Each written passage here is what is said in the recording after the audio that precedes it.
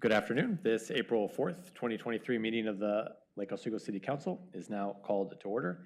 Ms. Linder, will you please call the roll? Mayor Buck. Here. Councilors Winland. Here. And Boot. Here. Burdick. Here. Ralph. Here. And Councilors Corrigan and Afghan are excused. All right, very good. Thank you. And now, everyone, why don't we stand and say the pledge? I pledge allegiance to the flag of the United States of America and to the republic for which it stands.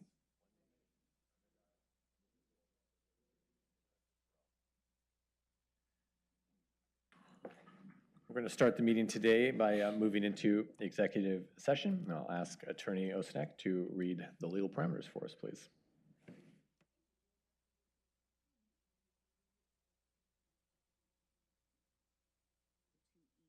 In order to conduct deliberations with persons designated to negotiate real property negotiations, as well as to consider records that are exempt by law from public inspection. Members of the news media are allowed to attend executive session but may not report on the contents of it. And I believe we're meeting Wonderful. here. Or are we going to meet in here? Or, in the workroom. Okay. And we will be meeting in the workroom, and after which we will come back into session here. Perfect. We will take just a brief recess and reconvene in the workroom. 6 o'clock.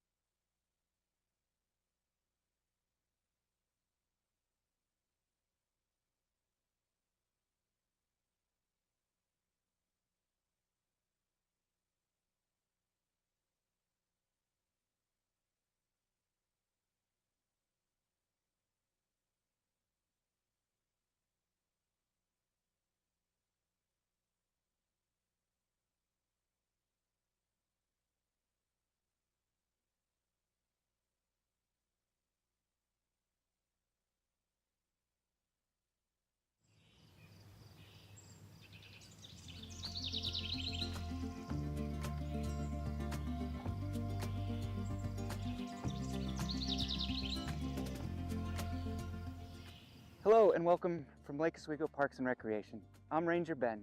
I'm here this month to invite you to celebrate Arbor Month with us here in the city. Yes, a whole month. By proclamation from Oregon's governor and Lake Oswego's mayor, April is recognized as Arbor Month, an entire month where we celebrate, plant, and preserve the amazing trees of our community. All throughout human history, people have set aside special days to celebrate nature. And indeed, special days celebrating just trees predate the United States. The United States version of an Arbor Day celebration started in Nebraska in 1872. Since then, Arbor Day celebrations have grown to take place in every state.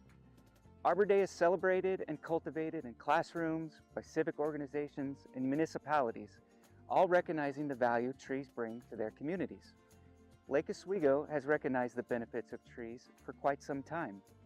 Official observations of Arbor Day have been celebrated for at least 34 years in the city, the number of years Lake Oswego has been recognized as Tree City USA, a recognition that comes from the National Arbor Day Foundation.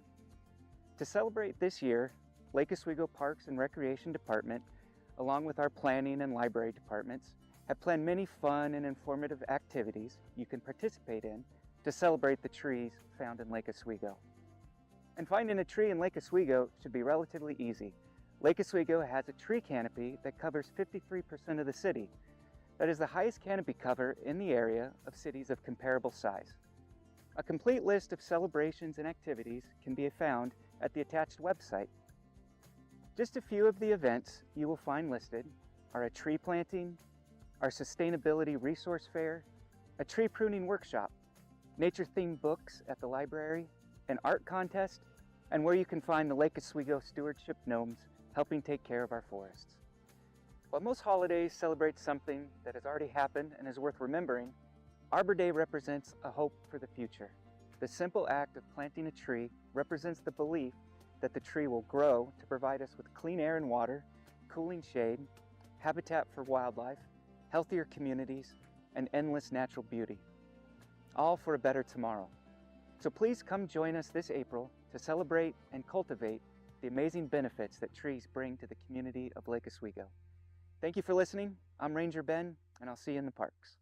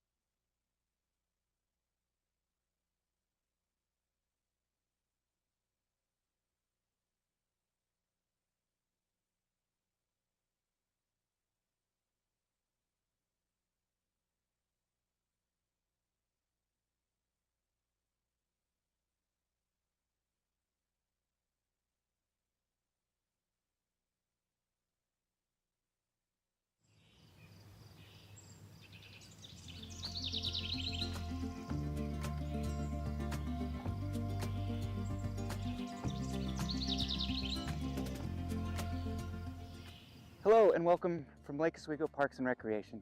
I'm Ranger Ben. I'm here this month to invite you to celebrate Arbor Month with us here in the city. Yes, a whole month. By proclamation from Oregon's governor and Lake Oswego's mayor, April is recognized as Arbor Month, an entire month where we celebrate, plant, and preserve the amazing trees of our community.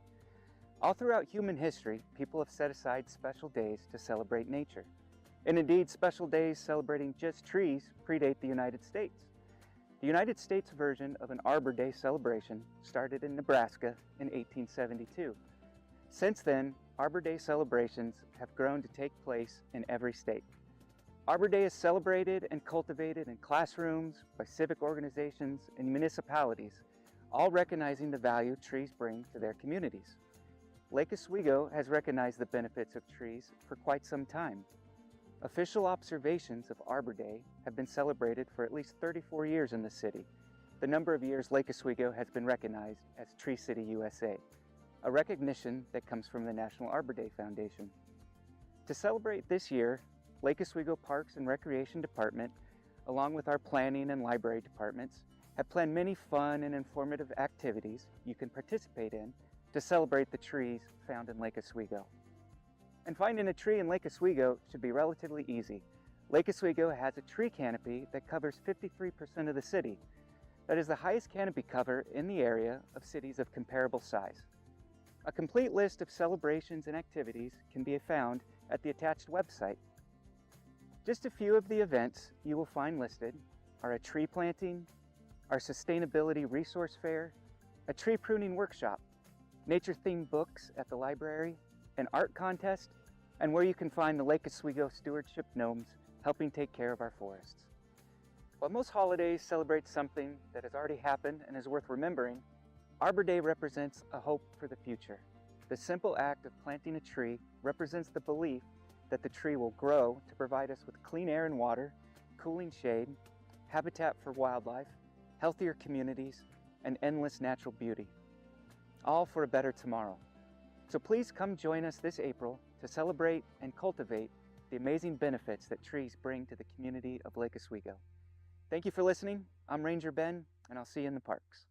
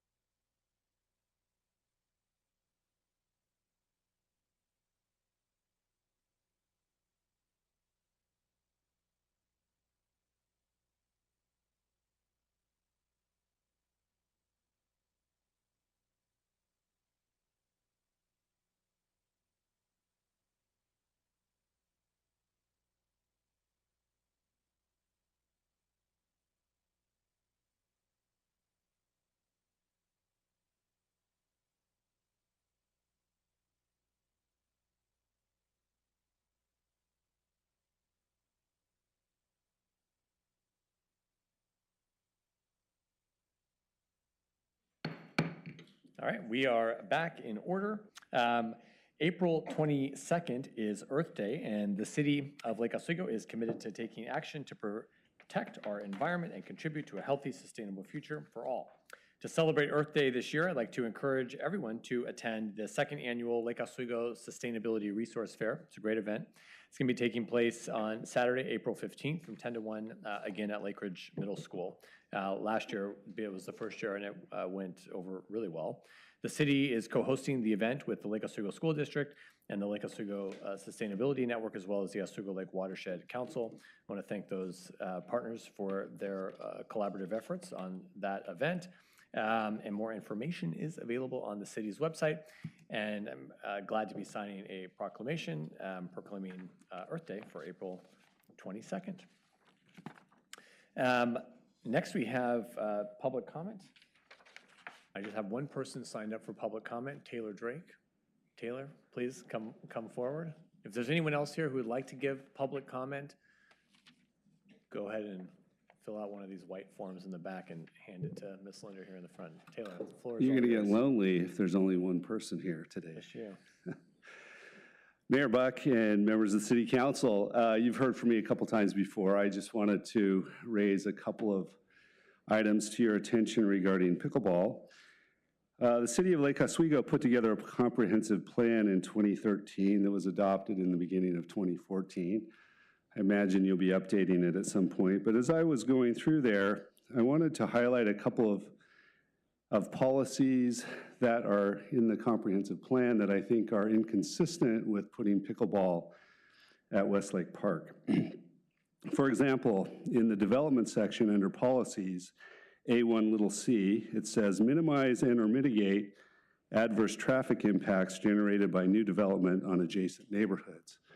And as we just do the math on what would happen if a complex of 6 pickleball courts were placed in Westlake Park, and understand that 24 people would be playing at any given time, probably another 12 to 24 waiting, you can imagine that you would have 40 to 50 to 60 cars coming in and out each hour to Westlake Park and overflowing the east parking lot that only has around 60 parking spots, including a couple of handicap spots.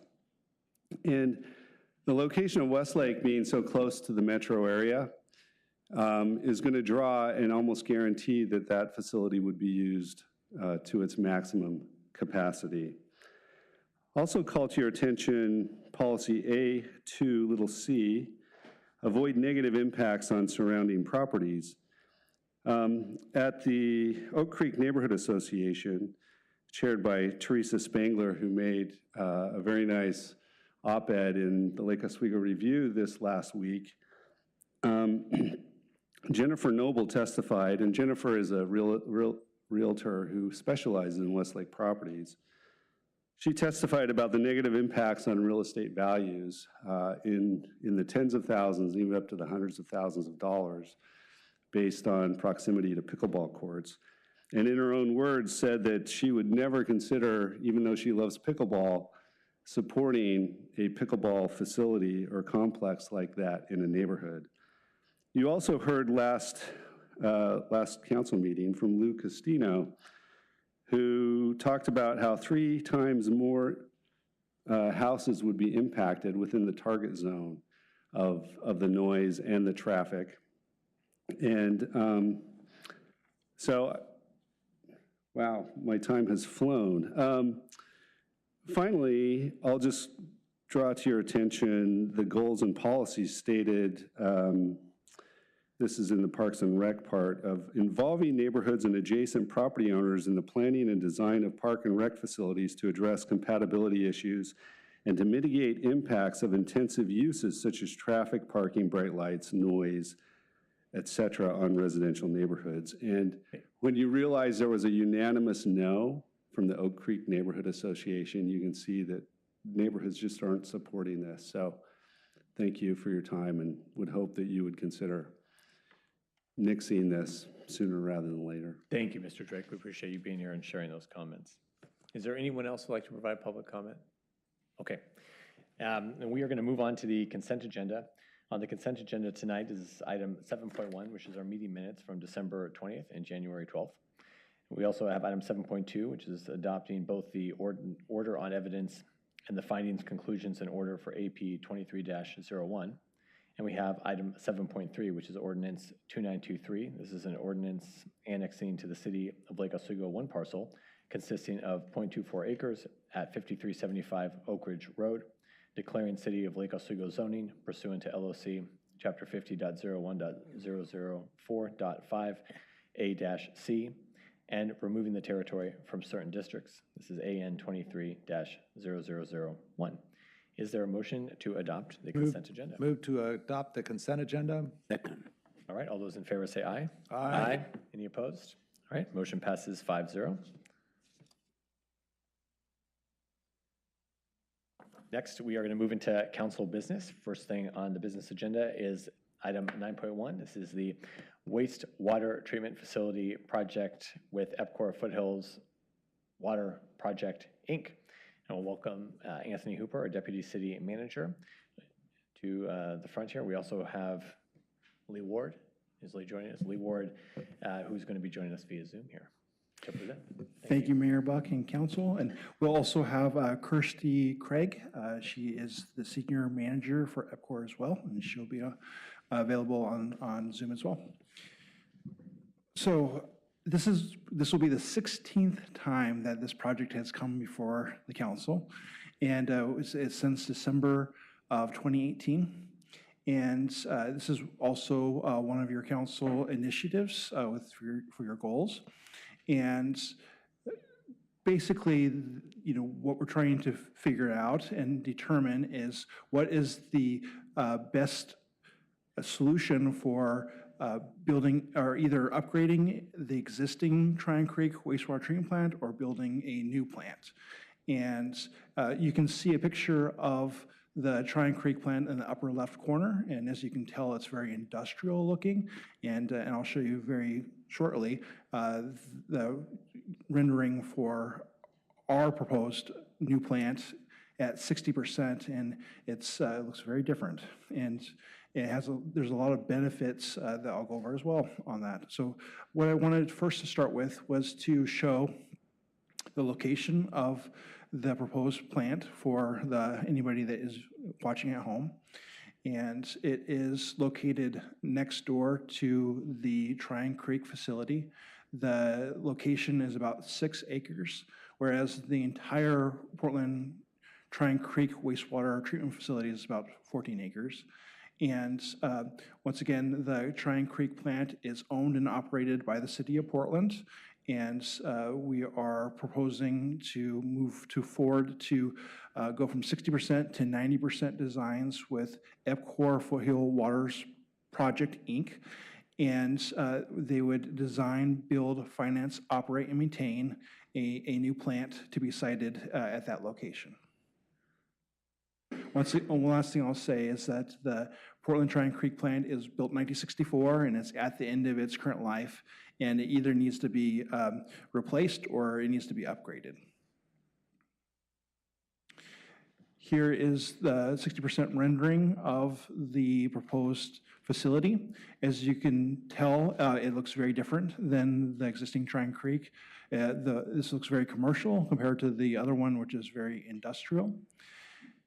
This, what you have in the very front is the administrative building, and then behind it you have all the wastewater treatment processes, and they're all fully enclosed in a building, a very, very large building.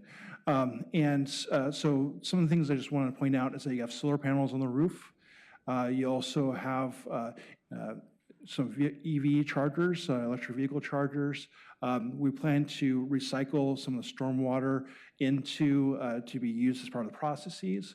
And then there's also a pretty significant stormwater retention area as well. And what I also say is that one thing that is a priority for the city is making sure that we have earthquake resiliency. Right now, the building is scoped to be at the highest category of Category 4. In addition, there's a lot of mitigation to floodplain issues, so we actually raise it quite significantly, and all of the electrical is out of the 100-year floodplain, for example.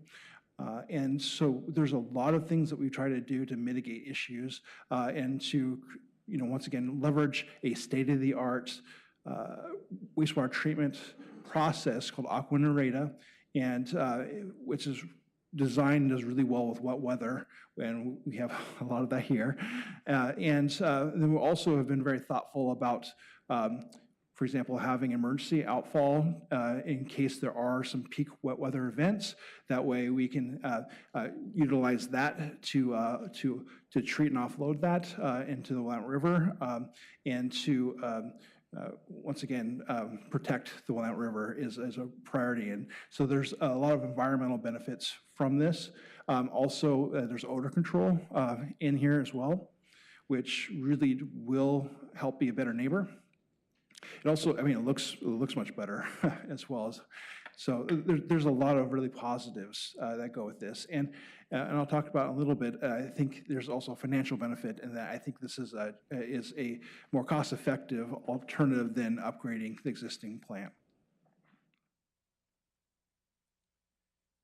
So there's a lot on this slide. This is the timeline for the progressive process. And so once again, mentioned that we started the procurement in December 2018 and ended in May 2021. At that point, we ended up hiring EPCOR, Foothills Water Partners. Now they're known as EPCOR Foothill Water Project. And so we entered into a preliminary services agreement. PSA is short for that. And so with that, they were given the responsibility of doing a number of things. So progressing to 60% design was one of their major things that we wanted them to do. They also did cost development. They helped do some permitting. So they would develop the schedule.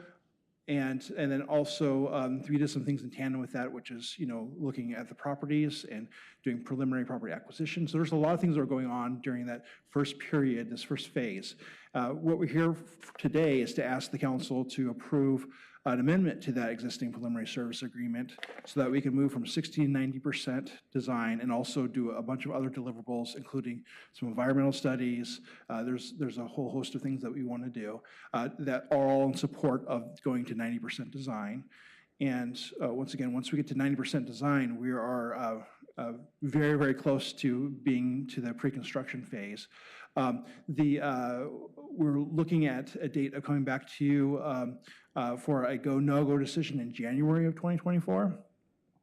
And then we need about 3 months lead time to go through the Portland process because they'll have to approve new IGA, and also they'll have to approve this project agreement deal that we will be developing with EPCOR over this next 6 months or so. And then what I also will mention is that we're looking at the financial close. What that really means for us is taking out WIFIA at about the April timeframe. So one of the things that I'll mention here is that this timeline allows for us to make some changes to the structure of the deal with EPCOR. And one of the major things that we've done is that we are replacing the bank's money with public money for about 31% of the overall cost of construction. And so with that, we are able to lower the project costs, and I'll go over that in just a moment, but that is a change, and once again, under this process, we're able to do that with EPCOR, and they're open to that and have been willing to do that. So once again, kind of where the next phase, the project agreement phase, we're looking at about spring to summer of that when that would start, and then that would go for approximately a little over 3 years, including the distinct commissioning. And then you have the 30-year operating and maintaining period with EPCOR, which we're estimating to happen in the fall, winter of 2027. Right around that time, we'd also want to be exploring, remediating, and demoing the existing plant if we move forward with this timeline as presented. So as I mentioned, we changed the structure of this a bit. So we were very fortunate to be awarded a Water Infrastructure Finance and Innovation Act award and earmark from the EPA, and it's very competitive. In our cycle, there was only 4 total cities in Oregon that got it, and we actually got a little more than half the funding that was given to Oregon. And so this funding mechanism is really quite great in that you can get very favorable rates, and that you can also structure the payments very favorably as well. It's quite a great thing for this project and for the city. Then, as I mentioned before, we're going to replace we're proposing to replace the bank money with full faith and credit bond. We would look to do that sometime not in this fiscal year, but the next fiscal year. And maybe we're going to work out the timing exactly of that. But and once again, a full faith and credit bond is one that is guaranteed against our general fund reserves, but allows for us to have a more favorable rate than a revenue bond. And the city typically goes after full faith and credit because that's the best possible rate we can get. And we have we're AAA rated, so we get very favorable rates. That's the highest that you can be for anybody that's listening in the public. And then there's also going to be an equity investment from EPCOR, and we're proposing it to be 20%. And what that allows is EPCOR will give 20% of the overall cost of construction, and then we would pay them back equity payments over future years.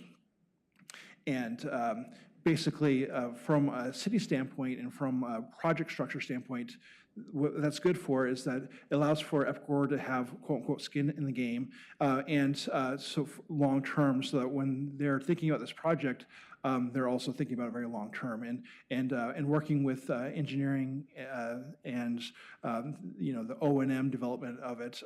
I feel like they have a very good team, and that they've been very collaborative on those aspects of the project. So here's some more numbers. So here is the comparison of the project cost of the new plant versus upgrading the Trine Creek. And this is one of the fundamental questions for this project is which one is more cost effective? And it's looking very much like it's more cost effective to build a new plant. And the feasibility study in 2018 said that, and now that we're very advanced in design, it's confirming that as being a reality. So once again, the costs that are shown here are the full in costs. It's to design, build, finance, operate, and maintain over a 30-year period of time. So it was, in December, it was $767.9 million. And with us changing the structure of the deal and other elements, we were able to lower that to about $615 million is where it's estimated at as of March.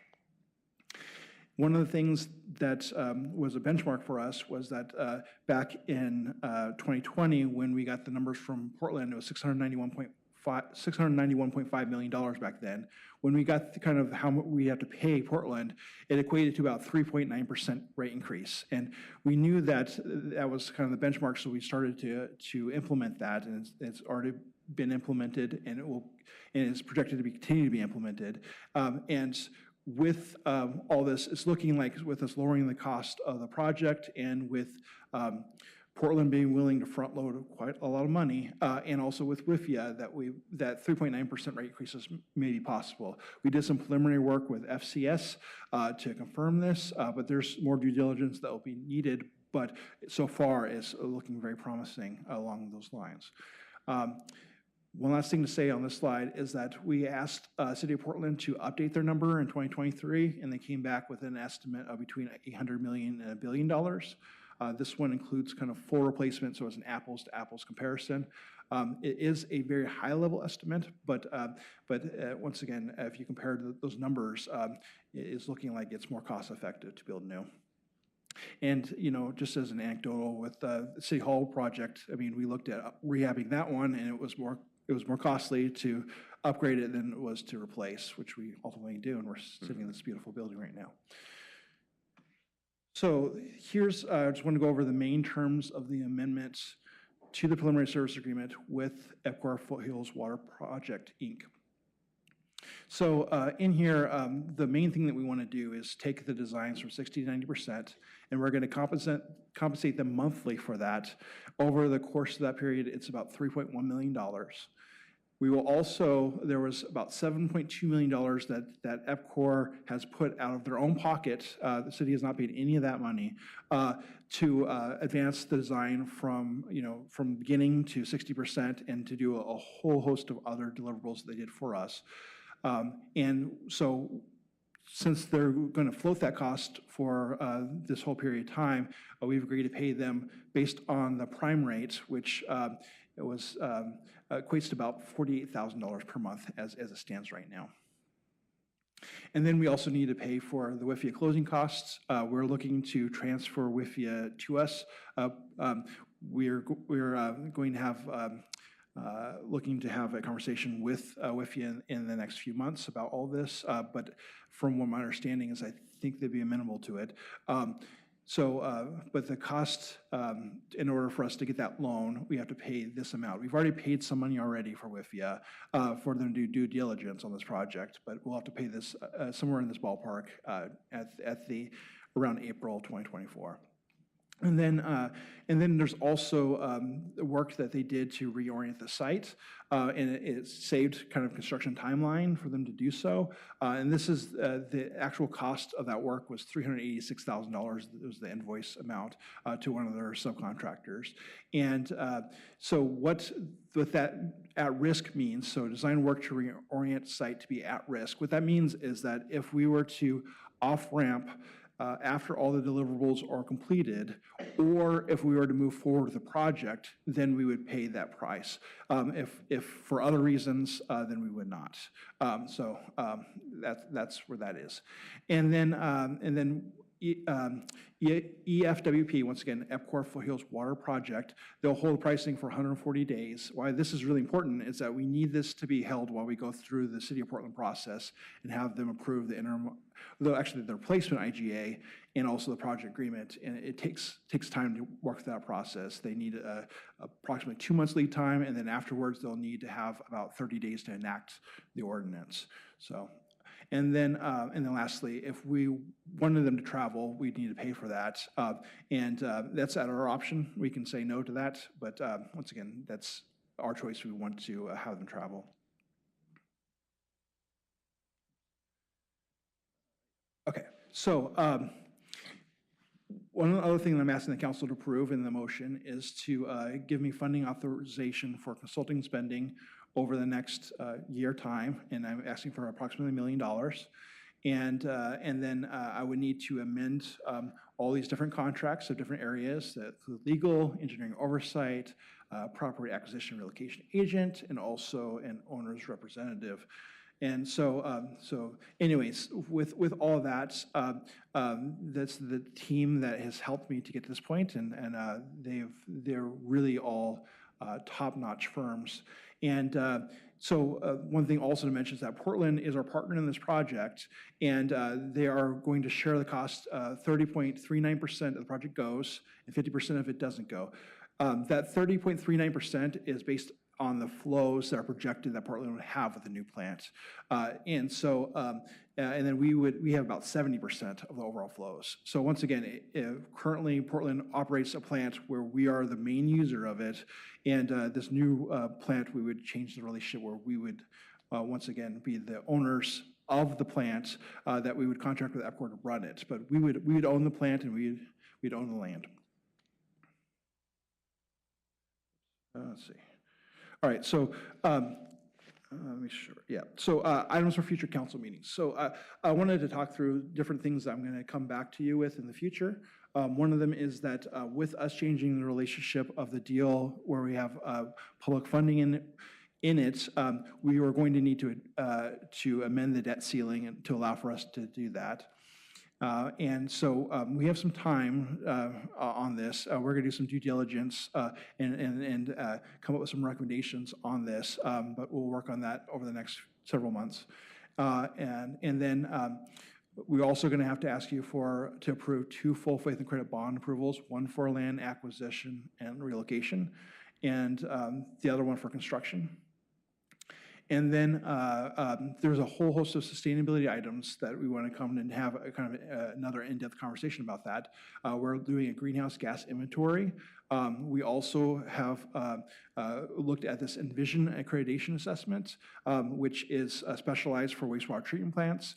It has been around for a little less than a decade, but it's the kind of go-to for the industry. And in early assessments, it looks like this project does quite favorably, but I'll wait until we have a meeting to discuss the details of that.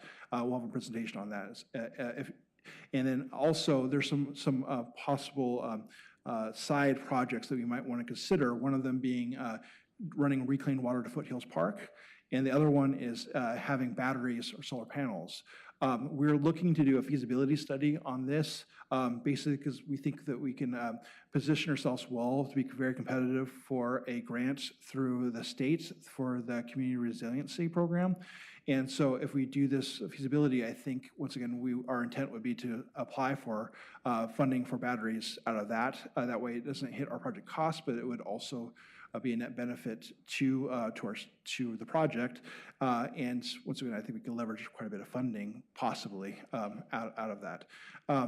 And then we're also going to need to have a conversation about the next phase, going into construction, and one of the being hiring a owner's representative to provide oversight over the construction. And then lastly, we'll go for the go, no-go decision in January 2024 with y'all. So this is the last slide. So I just wanted to share to the public that we have a website, and here it is on the screen. And it's also there, we have an email contact if you want to email. Our Katie Kirkland and myself both monitor it, and we'll respond to you. And then what I also say is that there's just a wealth of information on this website. We have, once again, all 16 council reports that I've written in the past. We have videos. We have neighborhood meetings. We have lots of things. We also have a very curated online open house that you can actually click through, and it's interactive. You can actually do sliders to see before and after photos. There's actually you can click on different parts of the wastewater treatment process and learn about it. So there's quite a few videos on there too. One thing I will mention is that we're going to do another neighborhood meeting in the early summer, maybe very late spring, but early summer. And it'll be part of the land use process. We did one a little over a year ago, but we've, in talking to planning, and also because I think it's just a good idea, we're going to do another one just because it's been a year. And so that is our intent, and that's something that will happen as well. So with all that said, I would like to turn it over to Lee Ward and allow for him to make some comments on behalf of EPCOR, and then Kirsty Craig will talk afterwards. Thank you very much. Well, thank you, Anthony, staff, mayor, and council. Very happy to come before you once again. As you know, over the past 4 years, EPCOR has been working together with Anthony and his team to provide a solution that meets the city's requirements and provides a sustainable critical infrastructure future. I think looking at the 60% design as it's in its current state, I think we've got a great start on that, and I think it really shows well. We're excited to take it further. So we're looking forward to continuing our relationship with the city of Lake Oswego in this next phase of the project. And with that, I'd like to turn it over to Kirsty for a few words as to how that might happen. Sure, thanks Lee, and thank you Mayor, councilors, staff, and especially Anthony. Certainly echo what Lee has just said, and be on behalf of EPCOR, our partners, and myself personally, we really look forward to continuing this collaborative process and furthering developing the design, permitting, and updated costing for this critical asset for both the cities of Lake Oswego and Portland. So thank you. So we'd like to turn over for questions. Okay, thank you, Anthony. And thank you, Lee and Christy. It's great to have the two of you here as well. The partnership with Portland on this project, like our work with Tigard on the water partnership, I think is so important. And just to highlight what a benefit it's been to have collaborative partners with our other jurisdictions that enable us to do these incredibly important and very, very high-cost projects very efficiently, and more, obviously, I think more hands and brains in the room do them even better. So like we've been so successful with Tigard and the water, doing this project and sharing that cost with Portland is a huge deal. This would obviously be very difficult for us to do alone if we were, So I think it's important to note these are big numbers, that you put up on the screen, the 30-year costs. Could you give us an idea, break it down a little bit to just so people understand what is the cost of the building itself? So it's $184.9 million is the design build cost as of now. We are going to continue to work on that number, and as we progress, hopefully the contingency will go down. But yes, that is the estimate at this point. Great. Okay. I think it helps. The 600 million is a big number. And that includes financing and also O&M over the 30 years. Right. Yes. And important to note, and you covered it in the presentation, but this is such a complex project, and I appreciate that you do have the website that I am sure we could never get enough people to pay attention to or care about, unfortunately. But this is a huge, one of the biggest things that we're talking about here at the council, a huge decades-long generational investment in a critical piece of infrastructure, and being able to do it in a way that is going to keep rates steady into the future is phenomenal, and I know that's thanks to your good work in partnership with EPCOR and the City of Portland. And I know that as we've seen on other projects, as costs have been increasing, typically it's the sustainability features that get the first chop. And I appreciate that not only are we not chopping those important features, but looking to leverage them in ways to even help improve the financing of the project. So it's good work. Thank you. Thank you, Mr. Mayor. Yes, sustainability is absolutely very important to this project, and I've heard it loud and clear from the council. It's a priority. And I also like to say that I thank you for what you said about the City of Portland. They've been incredible partners, and we're very lucky to have the relationship that we do with them. That's great. In those lovely artistic renderings, what is they're going to be the buffer? So the current plant is all behind gates. You don't really see it, but when you go in there, it's not pretty, and no offense to the current plant or anything. The only nice thing are those the geese. I like that wander through there. But anyway, so it is nice having that kind of like at our operations and maintenance center, those publicly accessible areas, the charging ports that I know folks use at the operations and maintenance center. I can see they'll be able to use them here and then have the gate, further back on the property. What's the buffer though between this parcel and where the current plant is? What I see there's these very lovely trees, kind of big, very large. Yes. Yeah. Surprisingly, not maple trees either. Yeah. Planted in the back. So I'll start the answer, and then I'll throw it over to Lee for a little bit more. Part of the thinking there's that we want to have as open concept as possible. So there are gates, but we set the gates back, at least on the site closest to Tryon Creek plants, really far back, allowing for very open feel and more access kind of to the kind of vegetative areas. We do have to have it. We have to. For security and for safety, we do have to have the site fenced off, so there's a limit to what we can do, but there was definitely part of the balance. And then there's a very significant, I don't say bioswale, but like a water retention area that separates between us and the property. Lee, would you mind kind of expanding on anything that I might have missed? Yeah. Yeah, no, I think on the, just get my bearings here. On the river side of the property, there is an access road that goes around the plant, which gives further separation from the existing plant.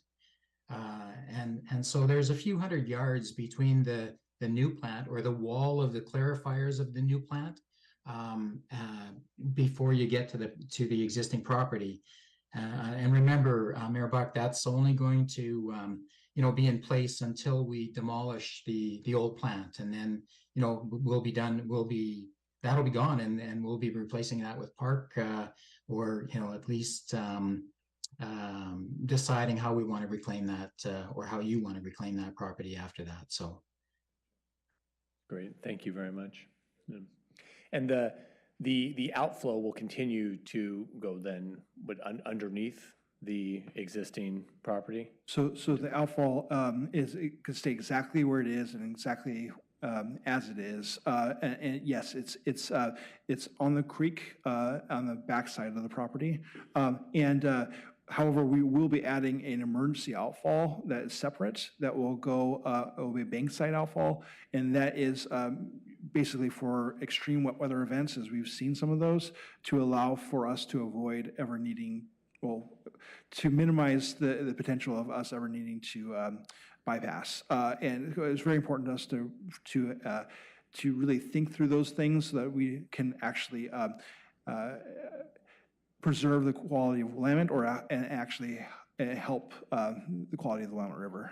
Lee, would you mind maybe adding anything? No, I can expand on that, Anthony, for sure. One of the key things we like to do when we're upgrading wastewater treatment plants is try to reuse whatever we can from an existing plant. And in this case, we saw that there was a very good opportunity to reuse the outfall. Now, it's not sized for the full size of the new plant, but by using it, we are able to avoid having to get back into the river and having to disturb the fish habitat and whatnot. And by doing the emergency bank outfall, we then are able to handle the full capacity for the plant. And the emergency bank outfall, just to give some context, would be used very rarely.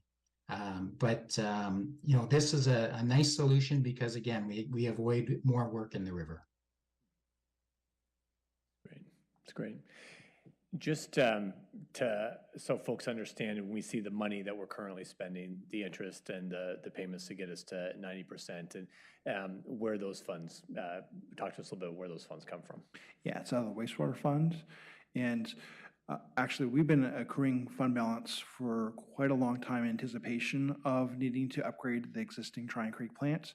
And so those funds will leverage for things like that in order to get us to the next stage and allow for us to then use WIFIA funding and bond money. Wastewater funds, these are funds that we cannot spend on anything other than wastewater. Correct. Not our general funds. That's good, yeah. Correct. Yep. Question? Councilor Wendland.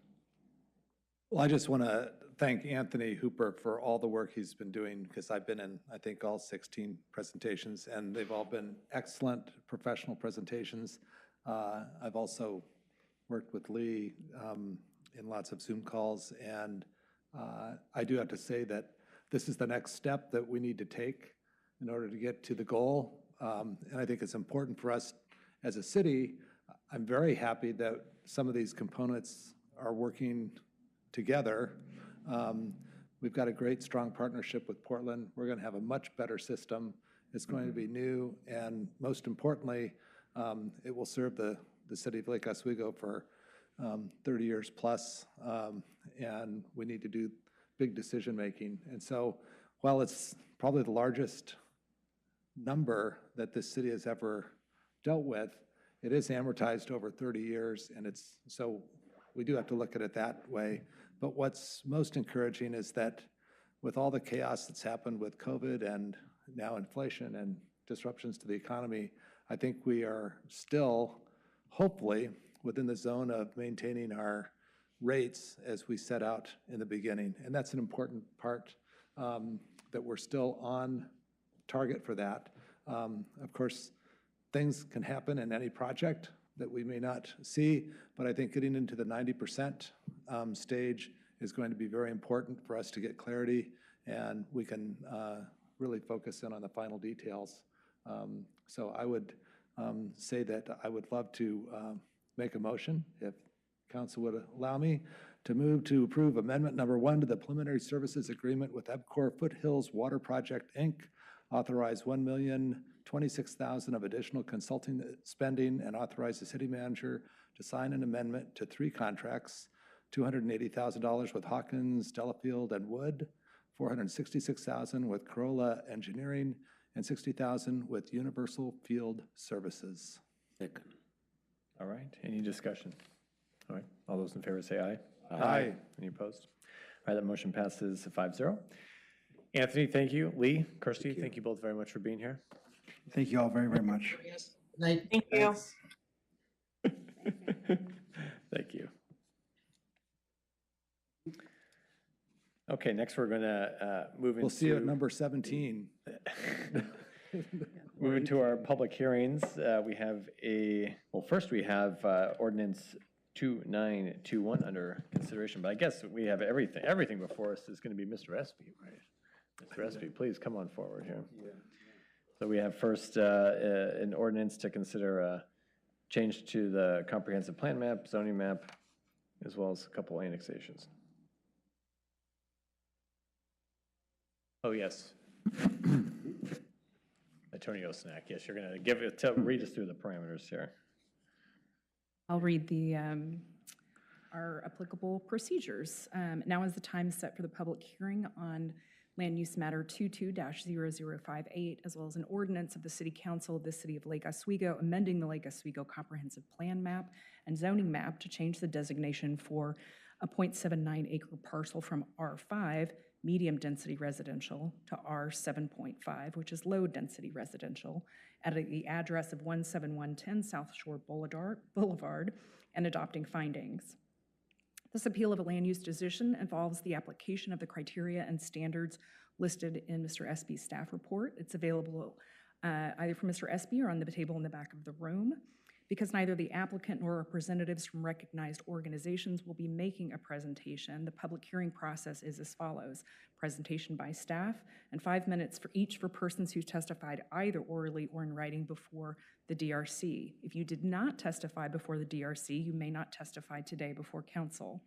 But if you are eligible to testify, you must limit your testimony to arguments regarding issues raised before the DRC. Your testimony must only be based on the record of the DRC proceedings and must be directed towards the applicable criteria as listed in the staff report or any other criteria in the Lake Oswego Comp Plan and land use regulations that you believe apply to this decision.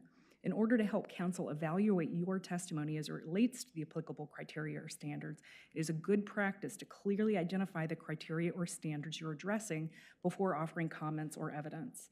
Failure to raise an issue accompanied by statements or evidence sufficient to afford the City Council and the parties an opportunity to respond to the issue precludes appeal to the Oregon Land Use Board of Appeals, or LUBA, based on that issue.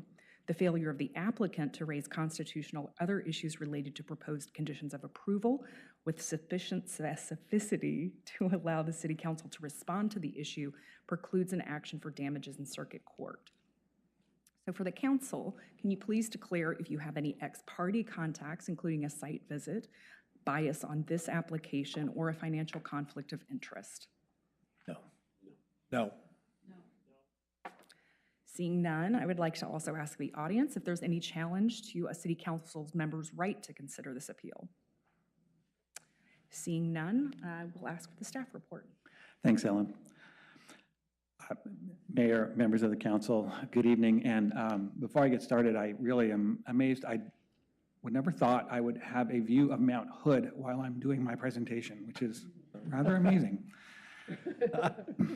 This application proposes a comprehensive plan map and zoning designation from R5 with an attached condition that rendered the property undevelopable back to R7.5 without a condition.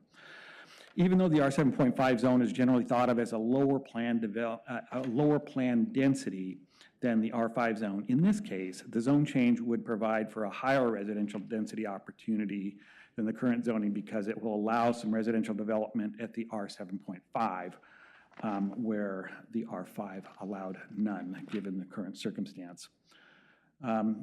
Staff considered a modification to remove the condition of approval from the R5 zone as an alternative to changing the zone back to R7.5. However, the Planning Commission recommended that the current proposal would promote compatibility between the surrounding properties zoned R7.5. So there was that. And then the future development and existing neighborhood character And then further, the middle housing standards would provide, that are, recently adopted, would provide roughly the same development opportunities and density standards as the R5 zoning designation. So it was pretty much a wash in that case. The parcels are located on the southwest corner of McVeigh Avenue and South Shore Boulevard. A portion of Patton Street was vacated in 2009 under Ordinance 2542. And as a part of the vacation, the city reserved a public pedestrian bicycle pathway easement over the west 30 feet, as you can see in the drawing that I have before you. The vacation was related to the development proposal on the subject property in 2001, and the approved vacation increased the size of the site from 0.63 acres to 0.79 acres, although the increased area is subject to the pathway easement, and as we'll get into earlier or later, wasn't quite enough to accomplish the development goals that the applicant had for this property. The land use designations, the site has a comprehensive plan designation, as we know, of R5 and a zoning designation of R5 conditioned. Under the current land use designation of R5, up to 6 lots could be created based on the parcel size of 0.79 acres. And under the proposed 7.5 designation, up to 4 parcels could be created, which is smaller. The single-family dwellings or middle housing of up to 16 units or 4 units per lot could conceivably be developed on the parcel. But as you can see, the lots are very small, and they'd be even smaller if they were divided 6 ways. And it would be difficult to create 4 units on each of those smaller lots under the R5 zone while continuing to adhere to setbacks and sensitive lands buffer requirements, lot coverage, and other design requirements. So there's a lot of other things at play that would keep you to enjoy the allowable density that the middle housing affords. The site is currently vacant, and there are no permanent structures on the property. And then this is that sensitive lands buffer that further encumbers the property on the east side.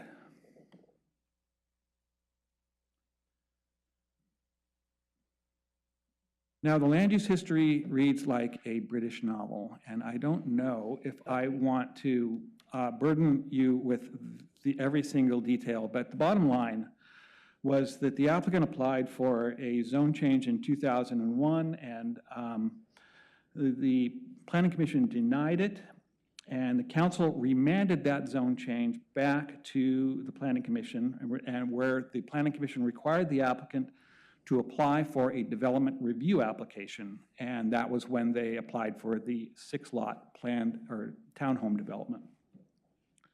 One of the key conditions in that development review application was to vacate both Patton Street and Madrona. While the applicant was successful with vacating Patton Street, they were unable to vacate Madrona. And so this left that application with a condition of approval that could not be fulfilled.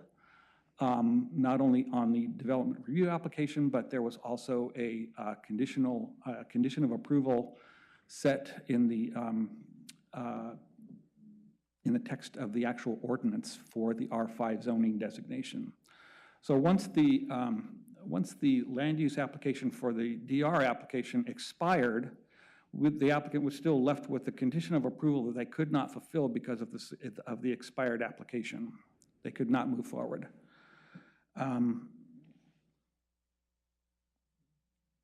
So to move through all of that,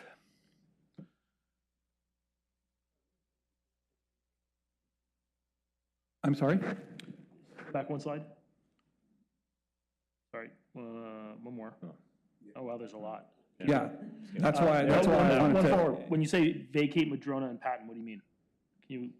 So I'll go back to the map, and you can see that they vacated Patton Street, which was not being used. Oh, I see it. Okay, I thought you. Yeah, and then there's a portion of Madrona Street that is on the west side of the property that also had to be vacated in order to meet the condition of approval for the DR application. I thought you were talking about Patton on the other side of South Shore. That's what I was confused about. Okay. Perfect. Okay, so staff found that the proposed comprehensive plan and zoning map amendments are consistent with the comprehensive plan policies, Metro Urban Growth Management Functional Plan, Housing Rule, and Transportation Planning Rule and City Code. Speaking of traffic, although the proposed change back to R5 to R7.5 would likely result in a greater density as compared to the R5. The additional traffic generated by the R7.5 development, even at its maximum ministerial development of 16 units of middle housing, would not have adverse traffic impacts. The applicant worked very hard in providing traffic memos that are attached to the report, and the city's traffic engineer further stated that regardless of whether the site is analyzed based on the 6 townhomes approved under LU 01005, or if it's analyzed assuming the site is not developed on vacant property because of the impossibility of complying with the condition of approval to vacate Madrona Drive, it would not exceed our 250 average daily trip requirements or 25 peak hour trip threshold for triggering a traffic impact study outlined in LOC 507033A32A. So the traffic generated from the development on the site is insufficient to require a traffic impact study and is thus could not be sufficient to create an adverse impact on the nearby streets. Additionally, any traffic from the development would primarily be using the nearby South Shore Boulevard, a major collector street, and McVeigh Avenue, a minor arterial, rather than the streets within the interior of the neighborhood. And therefore, no adverse traffic impacts is expected within the adjacent neighborhoods either, and so the traffic policies were met as well. And then to conclude, based on the information presented in the report, staff recommends approval of the amendments to the comprehensive plan map and zoning map. Attachment B, Exhibit A1, staff recommends that that the council approve the proposed zone change to R7.5. I am open for any questions that you have. Thank you, Mr. Espien. So there was the vacation of that Patton Street, that happened. Right. And is there an additional then easement there on top of the creek? What was that bike ped easement thing on the map? Or was that the street? This pathway thing? That is, yeah, there's easement for multiple purposes. Of course, access, pathway, pedestrian, and also bicycle. And then we also, I believe, have a utility easement running through there as well. It's hard, so between these two maps, is that where on the left side of this map, where it's highlighted in red, it says Patton Street vacated, is that then in this, this white map, is that the public ped bicycle pathway? Yes. They're on top of each other? Yes. But it's been vacated? Yes. Okay, so now it's part of so the right-of-way has been vacated for, traditional street access, but then we are able to hang on to different kinds of use rights based on, our transportation master plan and other things that we want to maintain when we do street vacations, and that allows for the bicycle pedestrian pathways. So we have an easement instead of owning the right-of-way. Right. But and it's an easement over the property that is part of this. That's correct. Parcel. What is, if you're looking at that overhead map, you had a picture of it, there was like some kind of a small roof. It looks like it's in the easement. What is that? Some structure. I think it's a small shed. Yeah, there it is. Whose shed is that? Are you talking? No, it's like, see it just to the where it says 1680. Is this what you're referring to here? Mm-hmm. Yeah, I believe that's a temporary structure there. It's some sort of a picnic or lunch, picnic table and cover where employees can, have their lunch, I think. Oh. And I think the gas station put that up. Oh, so that's the gas station property. Yeah. Oh, it's not the Which easement. is, yeah, I don't believe that we would have. The tiny house. Yeah, it wouldn't have. It's for vaping, I think. As far as I know, it didn't go through any of our land use No. procedures, if that's what you're asking. Mm-hmm. It rains in Oregon. That happens sometimes. Okay. Right. But it's not in the easement? No, okay. Okay, very good. Does anyone have any questions for Mr. Espy? It's a, yeah, interesting scenario here, you know. I don't know if we can ask this question, but so what do they want to actually do with this piece of property? All I have been told was that the applicant currently would like to sell the property once the zone is of a developable nature. Oh, okay. Yeah. May I make a motion? Well, no, we have to have the hearing first, but then yes. Hearing it, I'm sorry. So that vacation of Madrona, I mean, the Madrona serves other homes though, right? So. Oh, there's no street. There's no street there. Yeah, there's, Just it yeah, ends. Edge. Well, that's an interesting little thing. yeah, if you go up there, that it doesn't complete the circle. Wow. So, okay, interesting. All right, if there's no more questions, we'll have the public, open the public hearing. I don't have anyone signed up. Is there anyone here who would like to testify? Oh, ma'am, oh, please come forward here. If you don't mind handing that slip, and then you can just tell us about yourself.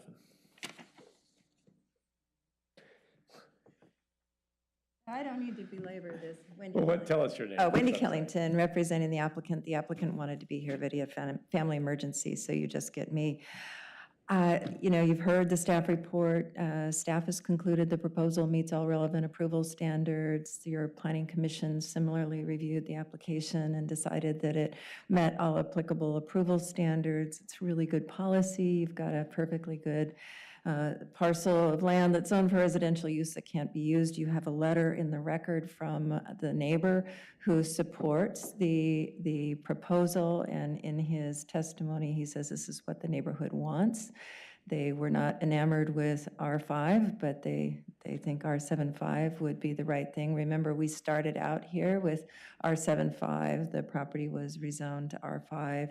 Everybody else around is zoned R75, and they support the proposal to rezone it. So DLCD weighed in. There's an email attached to the application as Exhibit 4 that explains DLCD says, you know, we don't get involved in local stuff, but they had no objection to the proposal, and they explained their understanding of why this would help the city to meet its housing goals. And so overall, unless you have questions from me, I would just ask for you to affirm your planning commission and approve the application. Thank you. Hey, thank you so much. We appreciate you being here. Thank you. Thanks, Wendy. Anyone else to testify? All right, then I will close the public hearing and entertain a motion. I'd like to make a motion. Please. I'd like to make a motion to move to tentatively approve ordinance 2921 and direct staff to return on April 18th, 2023 of the final version of the ordinance, including findings and conclusions for LU 22-0058. Second. All right, is there any discussion? All right, all those in favor say aye. Aye. Any opposed? All right, that motion passes 5-0. Thank you, Mr. Espy. Thank you, Can we ma'am. put a condition that it can't go back to R5 since it's been done? No, just kidding. Just kidding. Just kidding. The second About part that of the shack British novel. The mayor, may I make just Volume another 2. announcement Oh, for the yes. record on this Yes. matter? So this vote was only a preliminary decision. The final decision will be made upon the adoption of the written findings at the city council session on April 18th. I believe this may be too late, but since the applicant's representative is here, do you wish to waive your right to submit a final written argument? The record, please let the record indicate that I have a head nod from the applicant's representative that she wishes to waive her right to submit a final written argument. With that, the record is closed. That is great. Okay. What's that? No, that is coming up. So next, we have ordinance. Well, are you going to do these together, present to us together? I have them Couple all in one. annexations? I have them Okay. all in one presentation, yes. but Wonderful, okay, there's so some- we'll have Attorney Osenek read the hearing procedures for these two annexations before us next.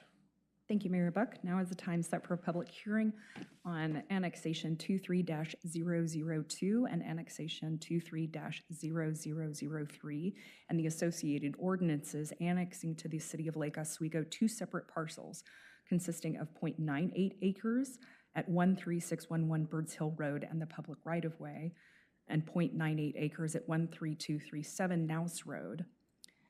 Knaus Road, thank you, City Manager Fenner. Apologies. These ordinances also are declaring City of Lake Oswego zoning pursuant to Lake Oswego Code 50.01.004.5 A through C and removing the territory from certain districts. These land use requests involve the application of the criteria and standards listed in Mr. Espy's staff report, and that report is available on the back table or from other staff. Any testimony and evidence must be directed towards the applicable criteria as listed in Mr. Espy's report or any other criteria in the Lake Oswego Comprehensive Plan and land use regulations that you believe apply to this decision. In order to help council evaluate your testimony as it relates to the applicable criteria or standards, it is good practice to clearly identify the criteria or standards you're addressing before offering your comments or evidence. Failure to raise an issue accompanied by statements or evidence sufficient to afford the City Council and the parties an opportunity to respond to the issue precludes an appeal to the Oregon Land Use Board of Appeals, LUBA, based on that issue. Similarly, the failure of the applicant to raise constitutional or other issues relating to proposed conditions of approval without sufficient specificity to allow the City Council to respond to the issue precludes an action for damages in circuit court. Because it appears that neither the applicant nor representatives from recognized organizations will be making a presentation, the public hearing process for the applications for both of them is as follows. There'll be a presentation by staff on both of the applications. Then we'll ask for testimony from individuals for up to 5 minutes, which does not include time spent responding to questions from City Council during that testimony. And any person may cede his or her time for testimony to another person, but in no case shall the testimony be increased to greater than 10 minutes. Prior to closing the public hearing, a party who testifies before the City Council may request an opportunity to present additional evidence. If the party so requests, either the public hearing shall be continued to a date certain, not less than 7 days later, or the record shall remain open for at least 7 days after the hearing to enable the party to submit additional written evidence or testimony. And at this point, I'll direct a question to council again, asking you to declare if you have any ex parte contacts, including site visits, if you are biased on this application or have any financial conflicts of interest. If you do, so state. If not, then we can move on. No. No. No. Record reflects that no council has any of the conflicts or bias. And so I'll ask if there's any challenge to any City Council member's right to consider the application.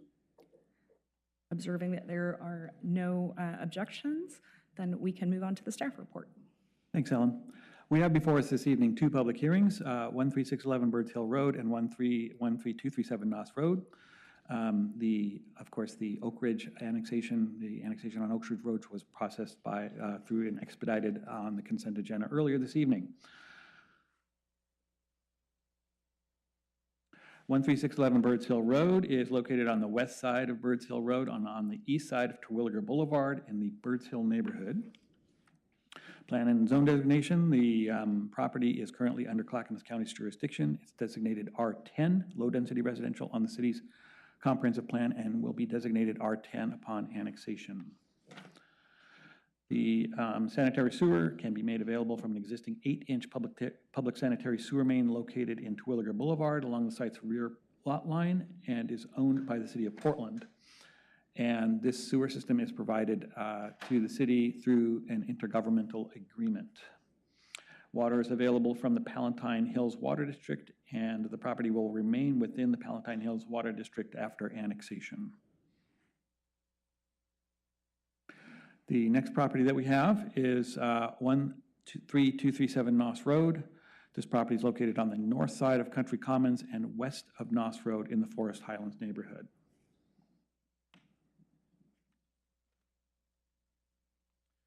The property is designated R10 on the comprehensive plan and will be designated R10 upon annexation. Staff received testimony from Charles Lameau of 13092 Amber Place regarding an access easement, and the property is outlined in green here from the person who submitted testimony. And this is an access easement that extends along the southern boundary of the property. Properties 13092 Amber Place and 13201 Knaus Road. So it's designated by the red line here. And it's also in the same location as our access, or we have a driveway, dirt driveway that accesses the city reservoir here for maintenance purposes. They're concerned about the future development plans of the property being annexed, which is 13237 Knaus Road, and how that would affect their easement. Staff notes that future development plans are not a part of the annexation review, and the proposed annexation would not affect the easement shown on the slide. The easement is not a criteria for the annexation. However, because we now have a comment on the annexation, we need to respond to that comment, even though we believe it to be irrelevant to the criteria, by the adoption of supplemental findings at our next available hearing. I will continue, though. Sewer and water service. Sanitary sewer can be made available from an existing 8-inch public sanitary sewer main that is located in Country Commons. Sewer main is currently terminates at the southwest corner of the site, right here, and there's a manhole right there.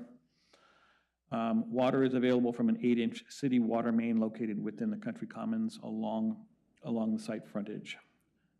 Future extension of water lines, if needed, to serve the future development will be constructed and maintained in accordance with the city's water system master plan. Staff finds that these properties are within the urban services boundary and the public services can be provided in a timely, orderly, and efficient manner.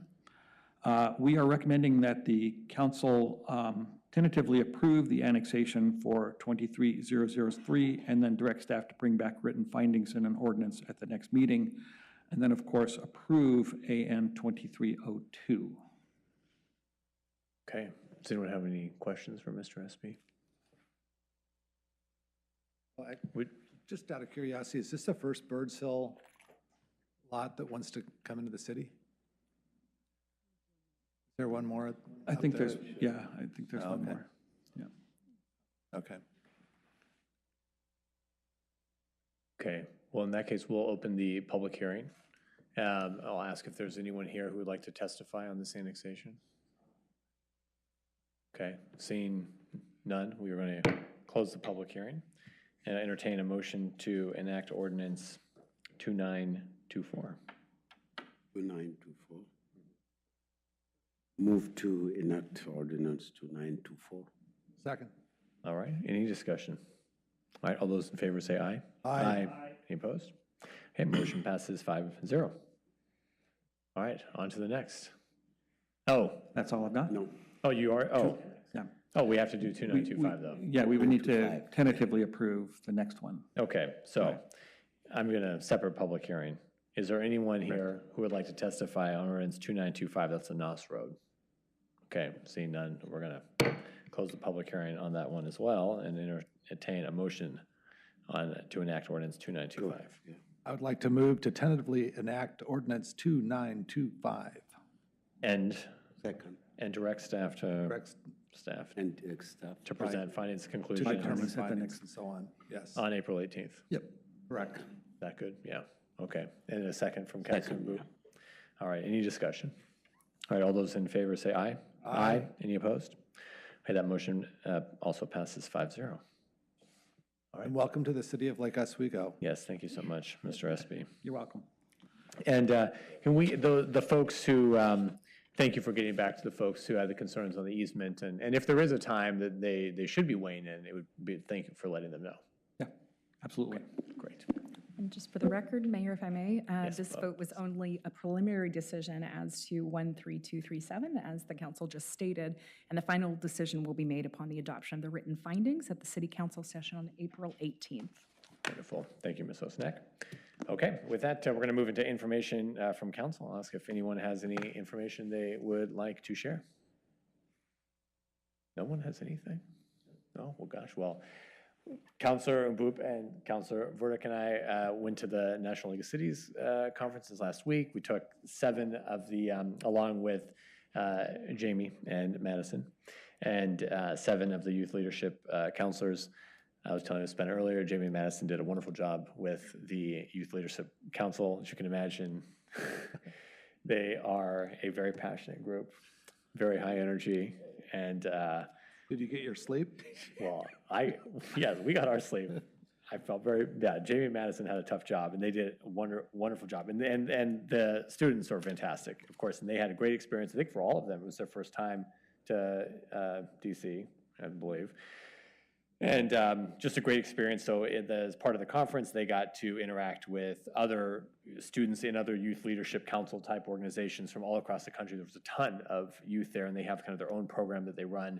The students also got to interact with our entire congressional delegation, which was very nice. They got to meet with Representative Salinas in her office, which was great. And then they did lots of tours through the museums and other great things around the town. And the cherry blossoms were in peak bloom. And that was very special too. I think it was great. And the 3 of us also had a great time. There was a good-sized delegation from all over Oregon, both from the metro area and outside of it, representing cities there, carrying kind of the National League of Cities message forward that week as cities from all across the country met with their representatives and pushed the National League of Cities agenda forward. So it was good overall, very positive, great conference, very well attended. Coming from boards and commissions, Sustainability Advisory Board is moving forward on one thing that they're very excited about, and that is, it's a small thing, but an important thing, and that's EV signage. They went to where we have, like at City Hall and elsewhere in the city where these publicly available EVs, just adding those blue signs, so people know that the EV is there, kind of creates some awareness. The Charge America station that we have over here. So I don't know how it's going, but it seems like the city team is on board with doing that, and I know SAB has done a great job moving that forward. Yeah, that's really all I have. Okay, all right, spin it. I have a small thing that could turn into a big thing, which is the agendas for your next 3 meetings are really stacking. You're going to pay for this short meeting, the next 3 meetings. So in addition to sending you out the council forecast on Friday, we may be talking to you about additional dates in May so that you don't end up with any 5 or 6 hour marathons. I'm not joking. It's just not looking very pretty in terms of the amount of stuff that's coming for your next 3 meetings. And I know Carrie and the mayor and I will attempt to balance them, and we'll push off what we can, but it's not, it's looking either that you're going to have a really series of really long evenings, or we're going to have to add a meeting. So just a warning. Add meeting. Add meeting, because, yeah. For sure. We love to Add add meetings. Yeah. Okay. Well, magic. Okay, Carrie and I will start surveying you for another date in the month of May. The other, to start thinking about, we're going to start recruiting for boards and commissions, our annual thing, and Madison and the team have come up with a way to streamline things a little bit that I think you all will like. But the main point here is that first week, end of May, first week of June, okay? Just save that time. We're going to try to get all the interviews done that week. Okay, first week of June. First week of June. Yeah, just keep it kind of open. But I don't think it's going to take as much time as it has in the past. Probably over the Zoom. Yeah. Yeah. Okay. All right. Very good. With that, we are going to adjourn the city council meeting and call to order the redevelopment agency. Our items of board business. Oh, you want to do it? This will just be fast. Yes. The meeting of the of LORA consists of, well, we have to pass a consent agenda, and on the consent agenda is item 15.1. This is adopting LORA Resolution 23-01, and item 15.2, which is approving the LORA meeting minutes from November 15th, 2022. Is there a motion to adopt the LORA consent agenda? Move to adopt the LORA consent agenda. Second. All right, all those in favor say aye. Aye. Aye. Any opposed? All right, the motion passes 5-0. And now we are adjourned. Even faster than I thought. Even faster.